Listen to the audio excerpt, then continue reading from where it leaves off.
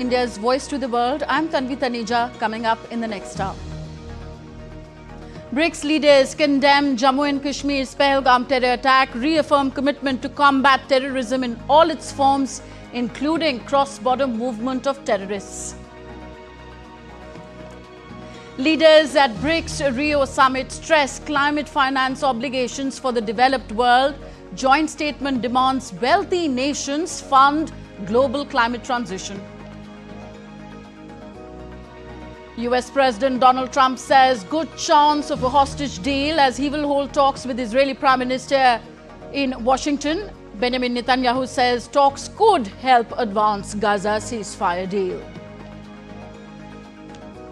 And intense search for survivors continues amid fears of more flooding in Texas. Death toll climbs to 78, dozens still missing.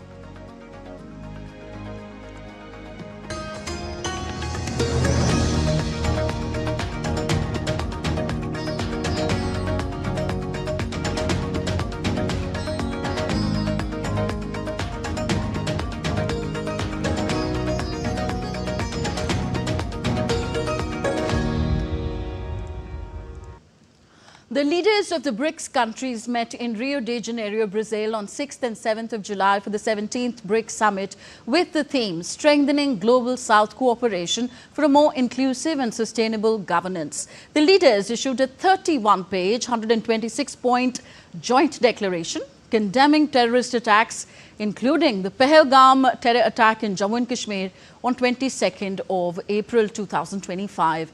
The leaders reaffirmed commitment to combating terrorism in all its forms and manifestations, including cross-border movement of terrorists, terrorism financing, and safe havens. They urged zero tolerance for terrorism and rejected double standards in countering terrorism. They called for an expeditious finalization and adoption of the Comprehensive Convention on International Terrorism in the UN framework. They called for concerted actions against all UN-designated terrorists and terrorist entities. In the joint declaration, BRICS leaders also advocated for a comprehensive reform of the United Nations, including the UN Security Council. The leaders reiterated support for a comprehensive reform of the United Nations Security Council with a view to making it more democratic, representative, effective and efficient, and to increase the representation of developing countries in the Council's memberships so that it can adequately respond to prevailing global challenges. They stressed that the United Nations Security Council reforms will lead to the amplified voice of the Global South. The leaders reiterated further support to the aspirations of India and Brazil to play a greater role in the United Nations, including its Security Council.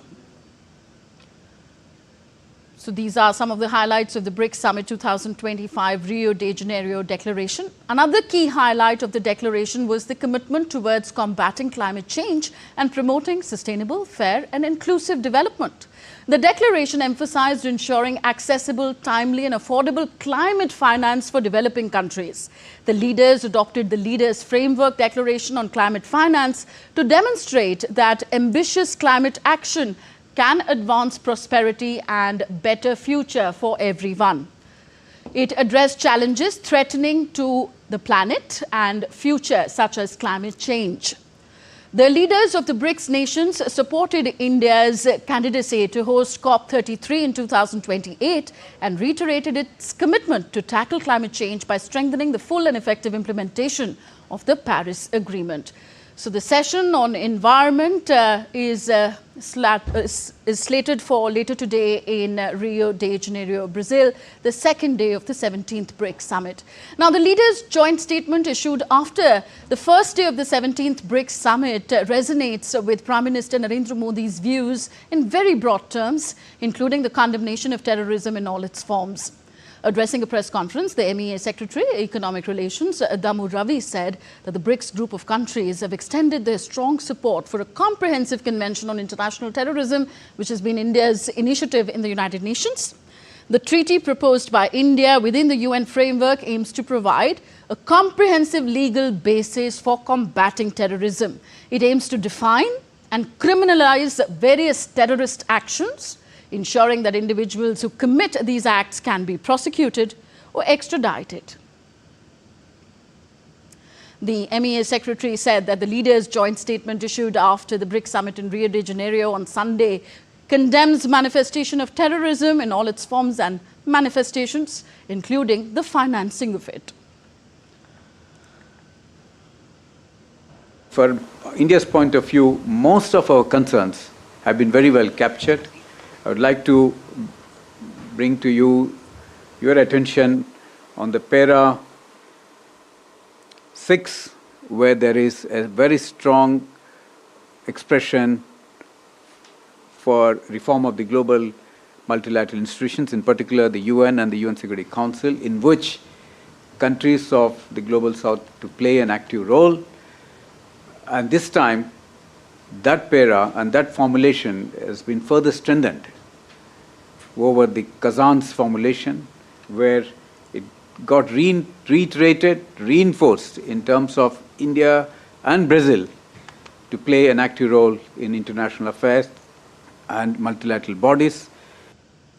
Putting a spotlight on the terror attack in Pahalgam, Jammu and Kashmir, Prime Minister Modi termed it a reminder of terrorism's threat to global peace and called for unwavering international solidarity. Honorable Prime Minister underlined that terrorism was a grave threat facing humanity. In this context, he noted that all the leaders have condemned Pahalgam terrorist attack in strongest terms.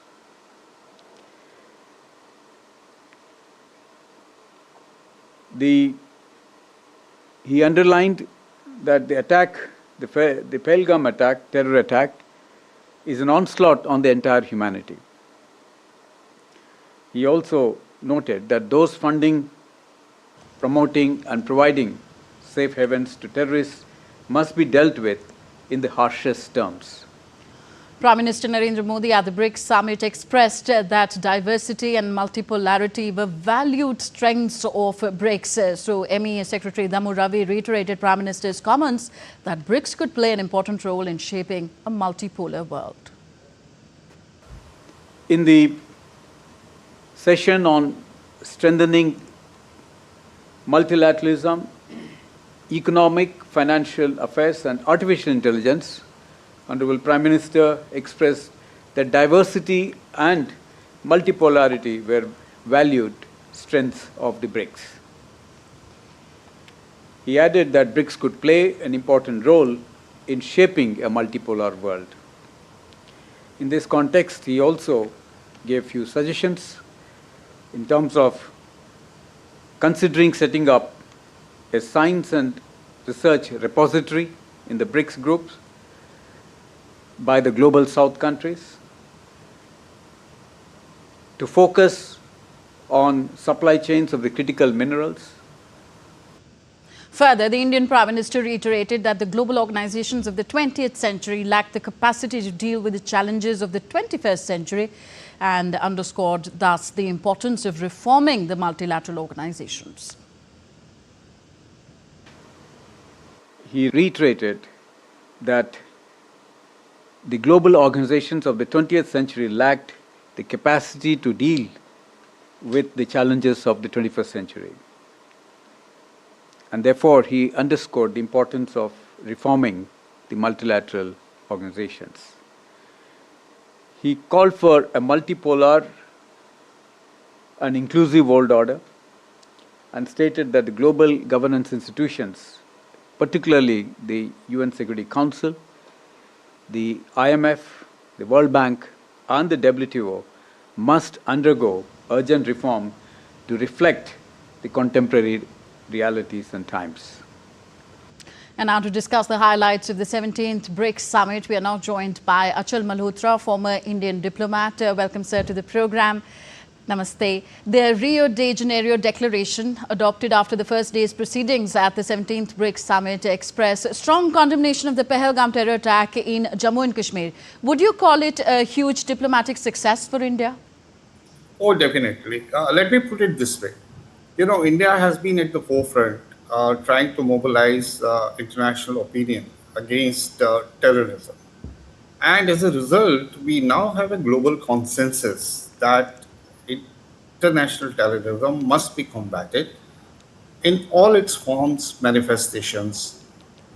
And, to that extent, I think it has been a great success as far as India's efforts have been concerned.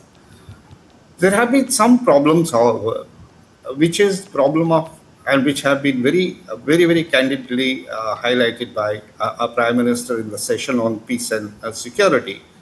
And these are the problems of double standards. These are the problems of duplicity. These are the problems of political convenience and selectivity in the approach of major players when it comes to dealing with terrorism. I will elaborate it with specific examples. For example, when we make efforts for getting a particular Pakistan-based terrorist designated at the UN, there are countries like China. They try to block it. Now, they do it for political considerations, and also the international community is guided by a selective approach.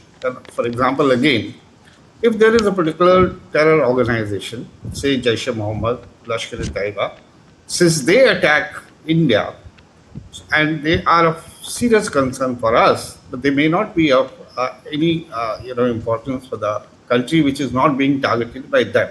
So there, the approach is different. So today we have a situation where almost everybody agrees that terrorism is a threat to international peace and security. It must be combated. To that extent, everybody is on the same page. But when it comes to handling and dealing with it, therefore, it is very important to listen to what our Prime Minister said in his statement, and he was very candid about it. He said the victims of terrorism and the perpetrators, yes, perpetrators of terrorism cannot be treated at par with each other. The message was very simple. So from our point of view, if you look at the BRICS, I think it's a very important when they say that towards the end, that all concerted efforts must be made to target UN designated terrorists. So they are not naming Pakistan, but it's quite clear. Mm-hmm. They are saying that there are many terrorists who have been designated terrorists by the UN, and amongst them are the Lashkar-e-Taiba and Jaish-e-Mohammed terrorists, and the whole world knows where they are based and who's patronizing them. Mm-hmm. So I think this is a very advancement on what global regional organizations have been saying on this. So it's more specific, and I think it endorses to a great extent the stand that we have taken all along. Okay. The BRICS group of countries have extended strong support for the early adoption of a comprehensive convention on international terrorism. Also tell us the significance of this move. Well, I think it is it's important that this endorsement has come, but we must also understand that this is an issue which has been languishing in the United Nations for years together. And it is very unfortunate that today, as of today, there is no consensus even on the definition of terrorism, which is a pity. I mean, so you can imagine where the global community stands on the issue of terrorism. But once this convention, which was our initiative in the 1990s, if I recall correctly, this would be a very universally adopted instrument which would on ground facilitate in handling issues related to terrorism, extradition, criminal actions against them. But we have to see how far we are from that day when it will be actually adopted. Over to you. Okay. Now, the joint declaration of the BRICS leaders has called for comprehensive reforms of the United Nations, including the UN Security Council, but have fallen short of specifying the number of permanent and non-permanent members. Your take on that? Because there is no consensus as yet, this is an issue which we have been advocating for quite some time. And, the rationale behind our call for the UN reforms is very well known. We have been saying that, the UN was constituted under different circumstances, certain ground realities have changed, geopolitical situation, geo-economic situation is entirely different. And we need a UN organization, UN Security Council in particular, which is more representative of, the current and is in tune with the current geopolitical and geo-economic realities. Coming to the numbers, because there is no consensus as yet as to what would be the size of UN Security Council when it is expanded, but the endorsement of Brazil and India from the BRICS group is important. It shows, it's basically a reiteration. There are a lot of countries which have come openly and supported our candidature for permanent seat in the UN Security Council as and when it is expanded and reformed. Now, BRICS, within BRICS, Germany, Brazil, India, Germany, and Japan, they had formed a group of four. It is popularly known as Group of Four, and we have been making concerted efforts to promote our candidature of these four countries in an expanded UN Security Council. There are other groups have also been formed. I think there is a group in which Pakistan and a few other countries also figure. But let's see. It's again, as of now, those who have to, the organization is dominated by countries which probably are not very comfortable with the idea of reforming them or expanding them, because it would question their monopoly. But that doesn't matter, because at this point of time, the countries like India, Brazil, and many other countries which are, fast, South Africa, which are fast-growing countries, which are in any case voicing the concerns and the interests of Global South at all available fora. And it's not that we are doing nothing in the absence of not being represented on the UN Security Council. And UN Security Council, so long as it continues with its provision for veto, I think all good work done goes down the drain when one country gets up and nullifies the consensus of other 180 countries.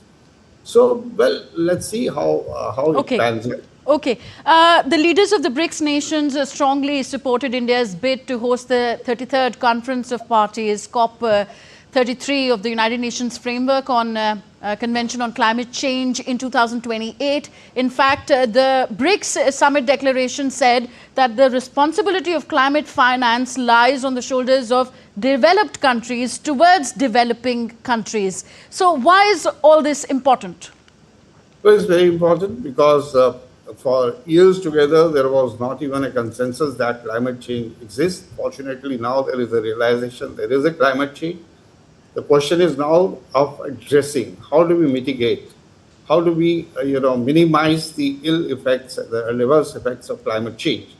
And we have all along maintained that, the developed countries were more responsible for creating the problems of climate change. And, we have a position of that every country should have responsibilities according to what they have, the kind of damage they have caused. And in principle, we have been able to build up a consensus that for climate action, which is the next step after the climate change has been accepted, is to mobilize funds. And those funds have to be utilized by the less developed countries or the poorer countries, so that they can take appropriate action against climate change, minimize the adverse effect, and also here the responsibility of providing or sharing technology for addressing the challenges of climate change also lies with the developed world. So this is an issue where we have been very, very vocal, And certain commitments have been made by the developed countries to set aside certain funds over a period of time. And but the point is whether these commitments, these pledges are being met or not. So I think it's very important that the developed world lives up to the expectations of the developing world, and comes out with resources as well as technologies, so that the threats emerging from the climate change can be addressed by each and every country. Because that's very important, because climate change transcends border. So you can't take action against climate change in selected corners. It has got to be taken uniformly and universally. So therefore, Okay. it becomes very important. Yes, and the session is expected later in the day, Indian Standard Time, the third session of the BRICS 2025 summit, the session on environment and combating climate change. We look forward to discussions and the joint statement of that session as well. Thank you very much, Achal Ji, for being with us on the show. Thank you. Thank you. Pleasure being with you. Thank you. All right, let's move on. Prime Minister Narendra Modi, along with other leaders, participated in the traditional family photo session at the 17th BRICS Summit held at the Museum of Modern Art in Brazil's Rio de Janeiro. The family photo marked a significant moment of unity and collaboration among the countries that the grouping represents. The photo showed Brazilian President Lula da Silva and South African President Cyril Ramaphosa, along with leaders and representatives of 7 other member countries with Prime Minister Modi. The Prime Minister stated that the moment reaffirmed the leaders' commitment to closer cooperation and shared growth, as the grouping holds immense potential to shape a more inclusive and equitable global future. Prime Minister Narendra Modi met on the sidelines of the summit his Vietnamese counterpart Pham Minh Chinh in Brazil. Prime Minister Modi had a constructive engagement with the Vietnamese leader here. Prime Minister Modi also met Cuba's President Miguel Diaz-Canel on the sidelines of the summit. The two leaders warmly greeted each other. Both the leaders covered a wide range of subjects. Economic relations between both the nations have a lot of potential to grow in the coming times. Equally promising sectors are technology, healthcare and energy. The growing acceptance of Ayurveda in Cuba is surely a promising area. The leaders also discussed ways to strengthen disaster management apparatus. Further, Prime Minister Modi also held a bilateral meeting with his Malaysian counterpart, Anwar Ibrahim. Malaysia is vital for India, having a key place in India's Vision Mahasagar and Act East policy. The leaders reviewed the ground covered in the bilateral ties, including the progress made since Prime Minister Ibrahim's visit to India last year. Futuristic sectors like that of IT, renewable energy and infrastructure are those where bilateral ties are growing strongly. The two leaders also discussed how to improve investment and trade relations between the countries. Further, India's External Affairs Minister Dr. S. Jaishankar met his Iranian counterpart Syed Abbas Araghchi on the sidelines of the BRICS summit in Rio de Janeiro. The leaders had a discussion focused on recent regional developments. Minister Jaishankar also met Secretary of Foreign Affairs of Mexico Juan Ramon de la Fuente in Rio de Janeiro. The leaders had discussed further advancement of their partnership, focusing on health, digital technology and space. Dr. Jaishankar and his Russian counterpart Sergei Lavrov held a meeting on the sidelines of the 17th BRICS summit in Rio de Janeiro. The leaders discussed bilateral cooperation, West Asia, BRICS and SCO, among others. The two leaders had earlier met in Johannesburg in February this year, where they had discussed the ongoing progress of bilateral cooperation between India and Russia. On to Washington, D.C. now. U.S. President Donald Trump and Israel's Prime Minister Benjamin Netanyahu are scheduled to meet at the White House on Monday. This is Israeli Prime Minister's third visit since Trump returned to power in January. The hope for a ceasefire between Israel and Gaza is riding high on expectations, as Trump said that there was a good chance of a hostage deal ahead of Netanyahu's meet. Indirect negotiations between Israel and Hamas were underway in Qatar on Sunday, which sources say ended inconclusively. Still, Trump said the United States was working on a lot of things with Israel, including probably a permanent deal with Iran. I think we're close to a deal on Gaza. We could have it this week.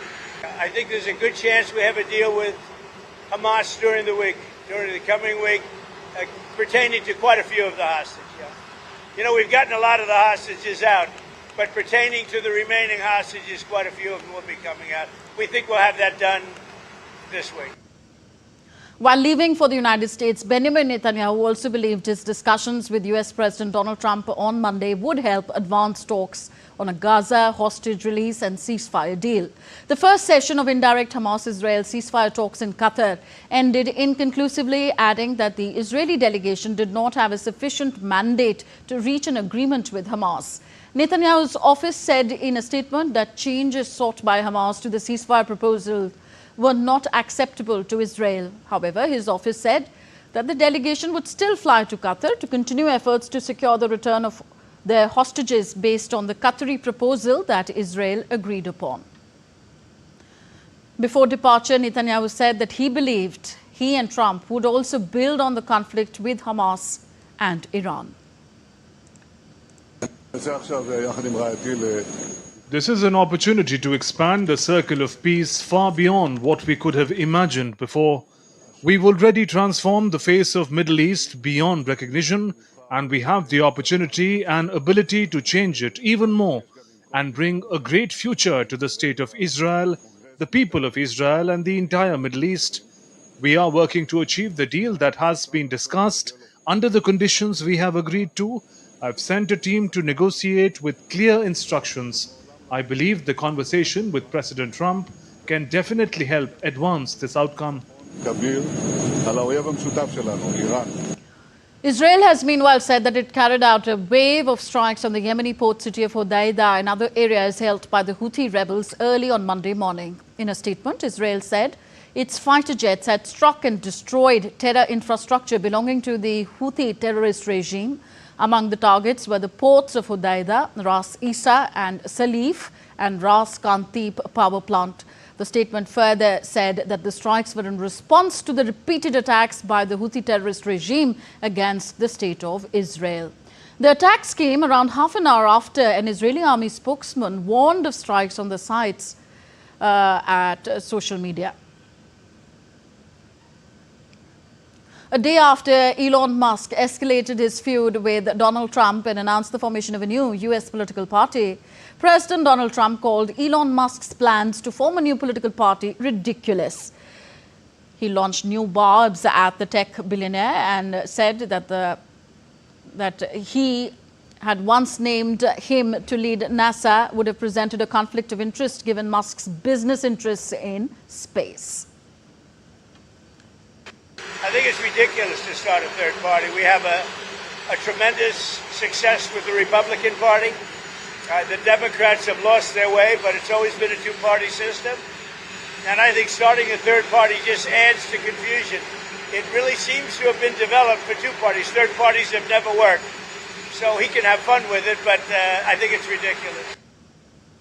Shortly after speaking about Elon Musk, Trump posted more comments on his Truth Social platform saying that he was saddened to watch Elon Musk go completely off the rails, essentially becoming a train wreck, quote, over the past 5 weeks.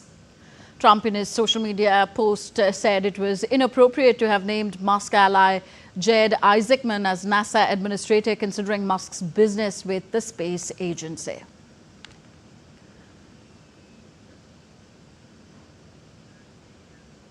You're watching DD India News Hour, still to come on the show.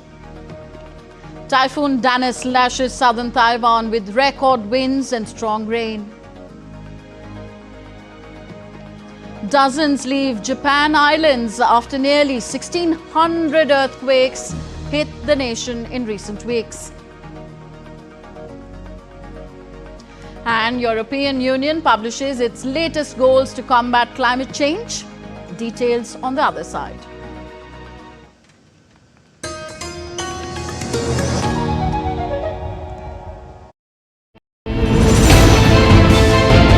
geopolitics and trade deals. Economic challenges amid development. Hard work and the path to prosperity. It's the economy always. Between walkers, money is what money does and says. Supply creates its own demand. Between the bulls pulls and bears tears. When supply chains globalization and India rises to the podium. We'll get you centered with the Economic Brief at 8 p.m. every Thursday on DD India.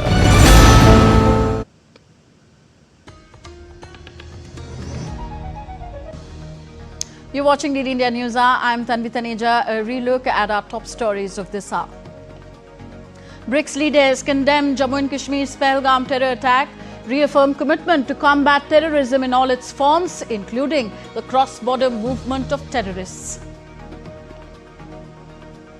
US President Donald Trump says good chance of a hostage deal as he holds talks with Israeli Prime Minister in Washington.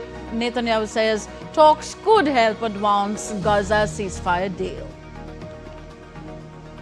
Intense search for survivors continues amid fears of more flooding in Texas. Death toll climbs to 78, dozens still missing.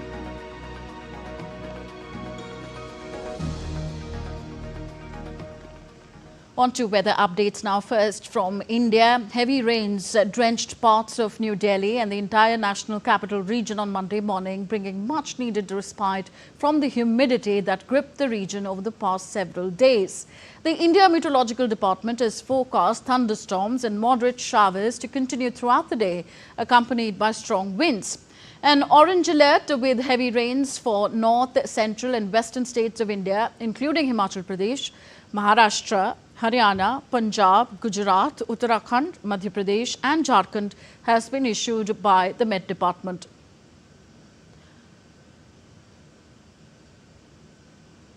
Red alert has been issued for Chhattisgarh and some parts of central Maharashtra.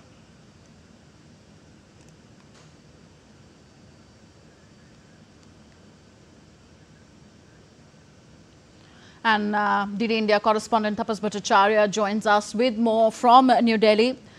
Tapas, it has been an early onset of monsoon in the entire northern India belt. What are the weather predictions for Delhi in particular and parts of Himachal Pradesh particularly that are reeling under cloudbursts?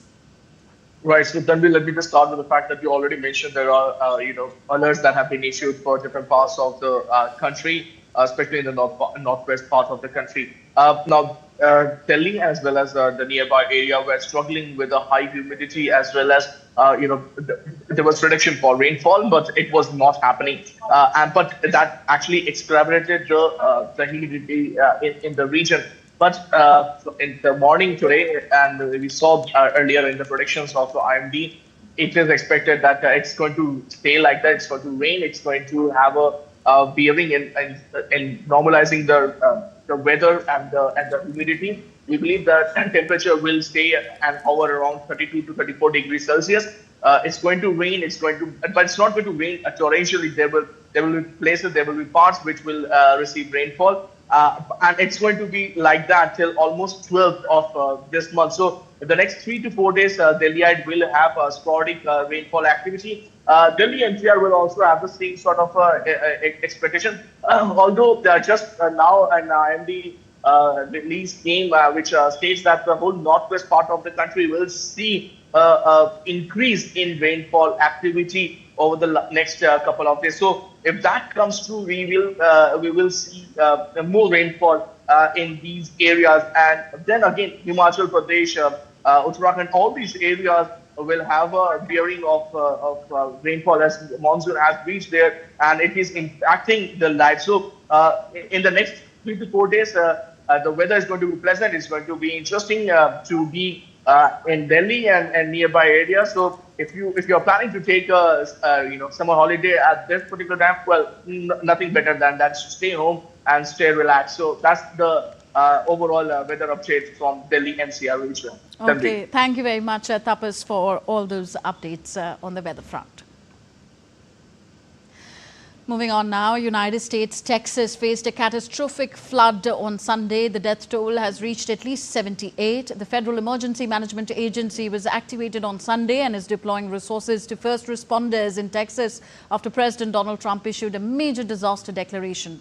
U.S. Coast Guard helicopters and planes were aiding search and rescue efforts. Death toll from the catastrophic floods in Texas has reached at least 78, including 28 children. Among the most devastating impact of the flooding occurred at Camp Mystic Summer Camp, where 10 camper girls and 1 counselor were still missing. Search is underway. Texas Governor Greg Abbott toured the area on Saturday, pledged to continue efforts to locate the missing. He said that it was nothing short of horrific. And it was nothing short of horrific to see what those young children went through. And we will remain 100% dedicated, searching for every single one of the children who were at Camp Mystic, as well as anybody else in the entire riverbed, to make sure that they're going to be recovered. Warnings have been given of potential flash flooding broadly in regions like the Big Country, Concho Valley, Central Texas, and Kerrville.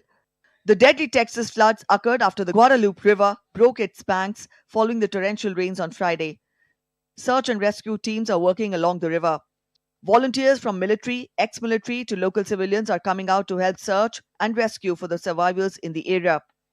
It's gut-wrenching watching all of this happen. I mean, it happened so fast, and I wanted to come out sooner, but I also didn't want to be in the way of waiting for things to get done. You know, I've got 2 babies at home. It's the least I could do. You know, they're home safe, and there's people out there that they're missing their children or their family members. So I feel like it's the least I could do to help. So, yeah, it's what I would want if my kids were missing. So, yeah. President Donald Trump has sent his condolences to the victims and said that he would probably visit the area on Friday. His administration had been in touch with Abbott. We've been in touch with Governor Abbott and very close to Governor Abbott and everybody in Texas. Kristi Noem has, as you know, been there and will continue to be there. And we're working very close with representatives from Texas, and it's a horrible thing that took place. Absolutely horrible. So we say God bless all of the people that have gone through so much, and God bless the state of Texas. It's an incredible place.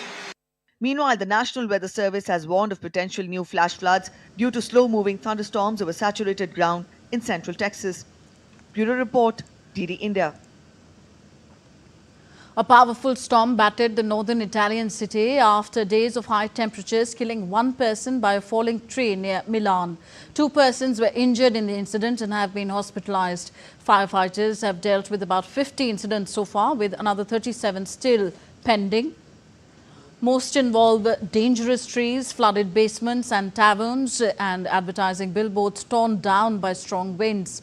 Heavy rains also hit the eastern Veneto region, where bad weather swept areas around the cities of Belluno and Vicenza, as well as parts of Tuscany, where falling trees were reported. Much of Europe has sweltered in an early summer heat wave.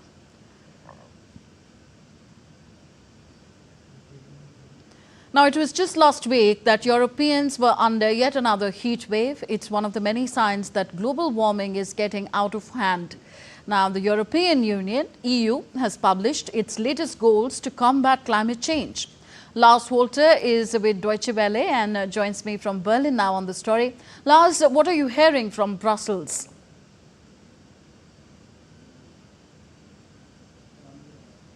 Thanks for having me. Well, let's go straight to the numbers. The European Commission laid out another ambitious climate goal. They want to see carbon emissions reduced by 90% by the year 2040. Now, while that is the first time we're hearing this particular number, it falls right into what we've already known. The EU had previously laid out guidance for carbon emissions to drop 55% by 2030 and then by 100% by 2050. Now, that would, of course, mean they would be going away entirely, with the bloc essentially becoming carbon neutral. So why, you might wonder, why was it even important to put in this middle goal for 2040? Apparently, it is to keep pressure on companies, on businesses, to keep following through on all measures towards decarbonization. It's also a reminder that the EU is serious. After all, Commission President Ursula von der Leyen has originally worked on a Green Deal, but then most recently weakened it a bit. That, of course, in an effort to placate the industry. Now, she puts this out maybe as a statement now, reminding everyone that the Green Deal is, after all, an important centerpiece of EU policy. Okay, Lars, how are member states reacting to this latest push for the Green Deal? Well, reactions are mixed, as you can probably imagine. French President Emmanuel Macron, Italy's Prime Minister Giorgia Meloni, and Poland's Donald Tusk have said right away that they are opposing this latest push. They are saying, and rightly so, that it could be costly for businesses and be problematic for some of the already weak economies within Europe. And then, of course, there's also political pressure. Some fear that too much of a focus on climate issues could strengthen right-wing challengers in upcoming elections. And both Macron in France and Tusk in Poland are facing pressure from the far right in their respective countries. So they would like to avoid looking, let's say, too left as they're heading into their elections. Anyway, on the political side, the EU plans to actually step up its game. The Commission wants to introduce these latest goals as their minimum goal for the upcoming COP30 World Climate Conference, which will be held in Brazil this November. The goal there is to also bring China on board, to date, obviously one of the biggest polluters and carbon emitters. And Lars, since this is seen as a potential problem for businesses, how are they reacting to all this?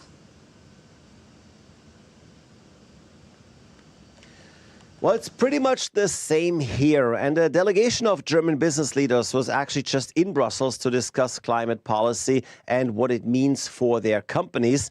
Among those businesses represented steel giant ThyssenKrupp and German flag carrier Lufthansa. And there was energy provider E.ON. Now, for all those companies, climate policy has a huge impact on their bottom line. Now, EU Climate Commissioner Wopke Hoekstra did say that they understand in Brussels that climate change cannot be done in a way that threatens the global competitiveness of German or of EU companies.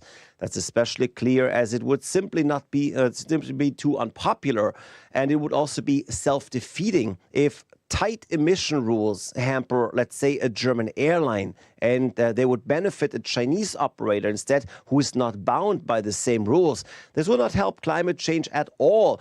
So the EU keeps looking into subsidies, into payments to companies who incur higher costs due to their efforts towards fighting climate change. All that is on the table. And it should be clear by now, too, that combating climate change is not just a cost factor. It also brings opportunities for businesses. And that's something economies should embrace and try to benefit from. Thank you very much, Lars. Lars Holt joining us from DW Berlin.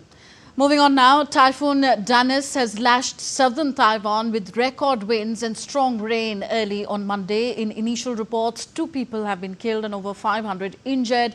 Businesses and schools have been shut. Typhoon Danis has headed north towards the Taiwan Strait after making landfall along its southwestern coast late on Sunday. Since then, it has greatly weakened and likely to hit eastern China later this week.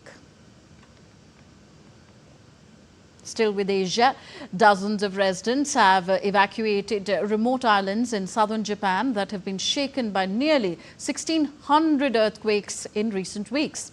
However, there has been no major physical damage on the hardest hit Akuseki Island, even after a 5.1 magnitude quake that struck overnight. But the almost non-stop jolts since June 21st have caused severe stress to the area residents, many of whom have been deprived of sleep. Experts have said that they believe an underwater volcano and flows of magma might be the cause. They say they cannot predict how long the tremors will continue.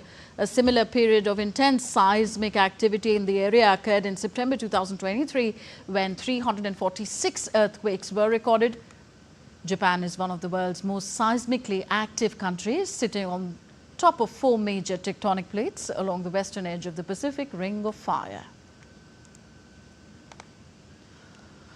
A volcano in eastern Indonesia erupted, spewing a colossal ash tower 18 kilometers into the sky on Monday, just weeks after it caused dozens of flight cancellations to and from the popular resort island of Bali.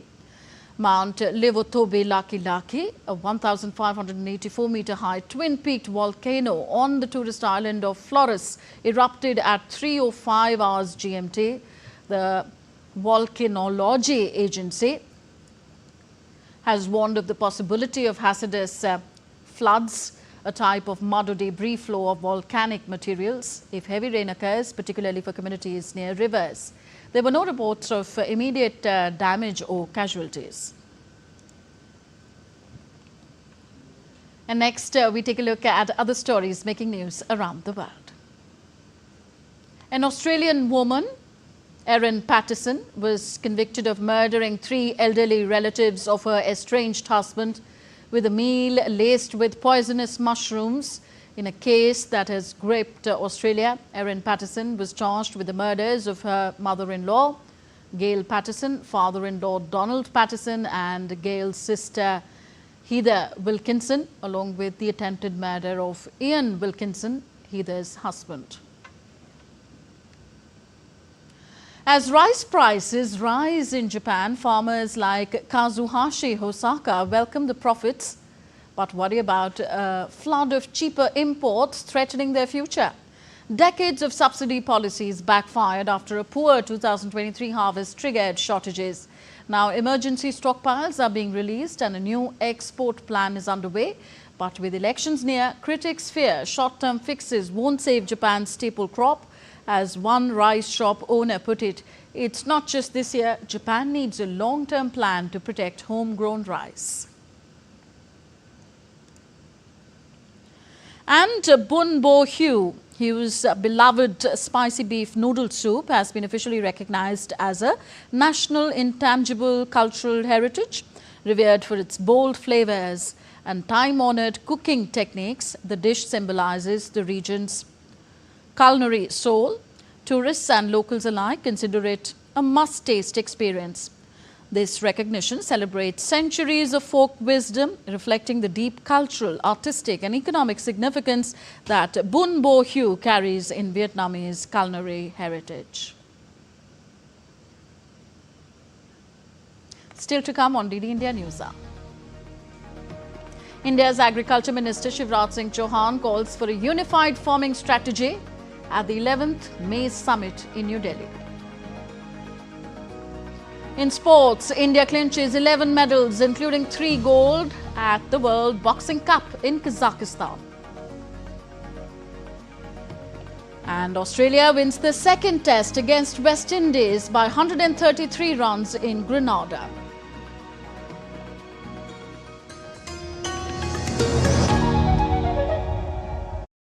Can the US launch a bombing campaign against Iran? The Philippines vessel suffered structural damage. The saga of child sexual abuse is the United States China's debt trap strategy.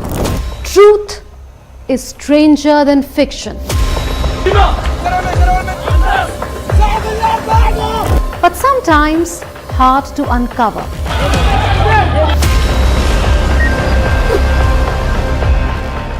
Trust us to tell the truth, unadulterated and pure, of every story that matters to you.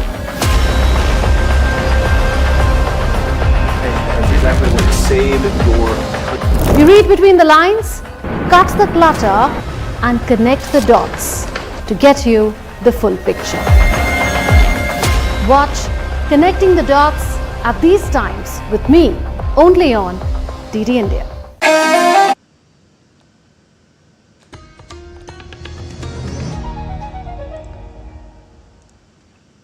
Thank you for staying with us on DD India News Hour. I am Tanvi Taneja. India's Defence Minister Rajnath Singh inaugurated the Controllers Conference 2025 hosted by the Defence Accounts Department at the Defence Research and Development Organisation DRDO Bhavan in New Delhi on Monday. This year's theme is transforming financial advice, payment, audit and accounting through defence finance and economics. Addressing the conference, Rajnath Singh highlighted the Controllers Department's vital role in both financial management and national security, offering steadfast support to soldiers at the borders. The three-day conference from July 7th to 9th will bring together India's top defence and financial leadership to chart the future of defence financial governance.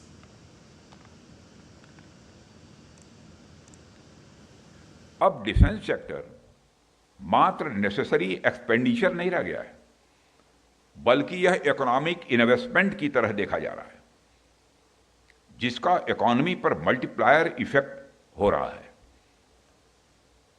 साथियों, आज defence sector न सिर्फ खुद वृद्धि कर रहा है, बल्कि दूसरे सेक्टर्स की वृद्धि में भी अपना कंट्रीब्यूशन दे रहा है। आप सबको तो पता ही होगा, 2016 में हमारे प्रधानमंत्री जी की दूरदर्शिता के कारण सरकार ने गवर्नमेंट ई मार्केट प्लेस यानी जीएम की शुरुआत की थी, और आज यह ग्लोबल लेवल पर सबसे बड़ा एक सार्वजनिक ई प्रोक्योरमेंट प्लेटफॉर्म में से एक है। और यह देखकर मुझे खुशी होती है कि जीएम की इस विकास यात्रा में रक्षा मंत्रालय का बहुत बड़ा योगदान है। India's Union Minister of Agriculture and Farmers Welfare, Shivraj Singh Chauhan, attended the 11th Maize Summit in New Delhi on Monday. Addressing the inaugural session of the event, the Union Minister called for a unified farming strategy. Shivraj Singh Chauhan urged for a collaborative approach to agricultural development and said that a national team should be formed under the principle of one nation, one agriculture and one agriculture, one team. अभी विकसित कृषि संकल्प अभियान के अंतर्गत हमने सारे वैज्ञानिकों को किसानों के बीच में भेजा। हमारे लगभग 11,000 लोग 60,000 गांव में पहुंचे, 60,800 कुछ गांव में। अब देखिए, उत्पादन कहां बढ़ेगा? उत्पादन खेत में बढ़ेगा, साइंटिस्ट लैब में बैठता है, रिसर्च जरूरी है, लेकिन कई बार ये रिसर्च नीचे किसानों तक ढंग से पहुंचते ही नहीं है। लैब अलग काम कर रही है, किसान लैंड पे काम कर रहा है, ये लैब और लैंड मिलते ही नहीं थे। हमने तय किया कि वैज्ञानिक किसानों के खेतों में जाएंगे, लैब टू लैंड जोड़ने का काम किया जाएगा। On to sports news now. Defending champion Carlos Alcaraz found his best form after a shaky start to beat Andrei Rublev and reach the Wimbledon quarterfinals. The Spaniard, hunting a third straight title at the All England Club, won 6-7, 6-3, 6-4, 6-4. After losing the first set, Alcaraz turned the match around in style, producing some of his best tennis. He will next face Cameron Norrie, who is the last British player standing at Wimbledon after beating Chile's Nicolas Jarre in 5 grueling sets. Taylor Fritz also booked a place in the quarterfinals after Jordan Thompson retired. Women's world number 1 Arna Sabalenka was given a tough workout by Elise Mertens. The Belarusian came through 6-4, 7-6 against a former doubles partner to reach the quarterfinals and set up a clash against Laura Siegemund. In another match, Amanda Anisimova ended Linda Noskova's run with a 6-2, 5-7, 6-4 victory to reach the quarterfinals. In boxing, India clinched 11 medals at the World Boxing Cup in Kazakhstan. Women boxers led from the front as Olympian Jasmine Lemboria, Sakshi and Nupur won gold in their respective weight categories in Astana city. Two-time youth world champion Sakshi got a unanimous verdict in the women's 54 kg final. Paris Olympian Jasmine Lemboria got the better of two-time Olympian J. Romeo in the women's 57 kg weight category. Meanwhile, Nupur overcame the challenge of local boxer Yeldana Talipova to earn a 5-0 verdict in the 80-plus kg final. The tally for India consisted of 3 gold, 5 silver and 3 bronze. Over 400 boxers from 31 countries competed at the tournament. India had sent a 20-member team to Kazakhstan.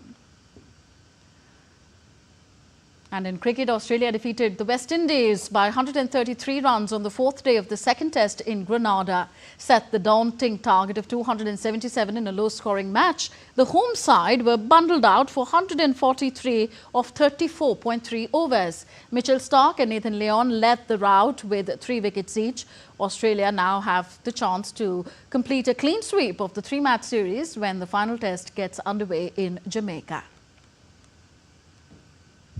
Today is World Chocolate Day. The day is celebrated as the anniversary of the introduction of chocolate to Europe in 1550.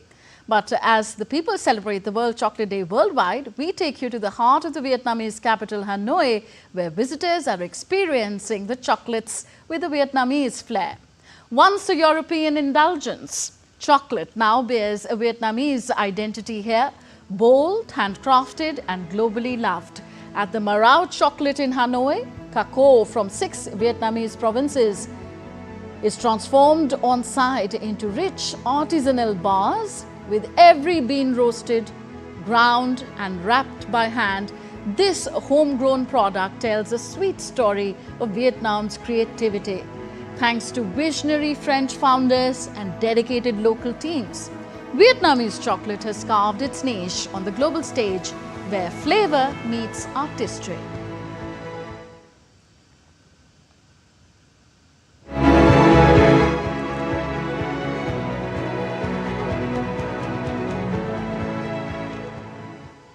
I'm going to grab my bar of chocolate there. That's all for this edition of DD India News Hour. Do let us know your thoughts on the news of the day. For those on the go, you can get all the latest news and updates from India and the world on our DD India mobile app. The app is available on both Android and iOS platforms. We'll be back with more news as it breaks ahead on DD India. I'm Tanvi Taneja from all of us here in New Delhi. Thank you for watching. Namaskar.